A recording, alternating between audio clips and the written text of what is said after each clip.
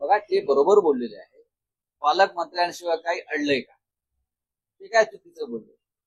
मुळात सरकार या राज्याचे मंत्रिमंडळ आहे त्यांच्याशिवाय काय अडलेलं नाही.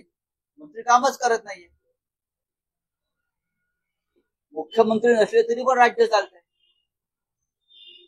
नाशिकवर चाललंय का? बाकीच्या ठिकाणी पालकमंत्री जे बाकीच्या ठिकाणी जे पालकमंत्री आहेत ते काय दिवे लावते एकदा बघून घ्या. पालकमंत्री हा जिल्ह्याच्या लुटमारीसाठी नेमला जातो अलीकडे आणि पोलिसांवर दबाव आणण्यासाठी.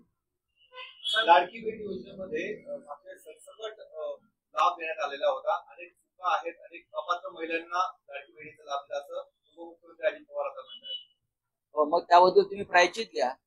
काय प्रायश्चित राजीनामा द्या. अर्थ खात्यातून हा घोटाळा झालेला आहे. पैसे कोणी दिले? या राज्याचे पैसे लुटले कोणी? या राज्याचे पैसे तुम्ही लुटू दिलेत. लाडक्या बहिणींनी नाही तर लाडक्या भावांनी नावं बदलून महिलांची आपली स्वतःची नावं बदलून हा लाभ घेतलेला आहे. हजारो कोटी रुपयांचा, शेकडो कोटी रुपयांचा सरकारी कर्मचाऱ्यांनी हा लाभ घेतला आणि तुम्ही तो घेऊ दिला. तुम्ही छाननी केली नाही. तुम्हाला माहिती आहे पण तुम्हाला मतं पाहिजे होती आणि अर्थ खात्याच्या माध्यमातून ही लूट झाली संपूर्ण. त्याचं प्रायश्चित कोणी घेतला पाहिजे हे काय सांगतायत साहेब? रायगडचा मुद्दा आहे त्या ठिकाणी सुनील तटकरे महेंद्र सुर्वे यांच्यामध्ये वाद रंगलेला आहे. जरी टीका केली जाते सुनील तटकरे यांनी भ्रष्टाचार केलेला आहे. तुमचं काय म्हणणं आहे याच्यावर तुम्ही मत कसं करावं? त्या पालकमंत्री पदावरनं हा सगळा वाद रंगलेला त्यांचे नेते इथे येणार आहेत ना.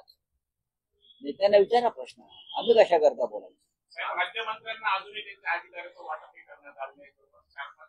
तुम्हाला काय वाटतं कॅबिनेट मंत्र्यांना अधिकार आहे?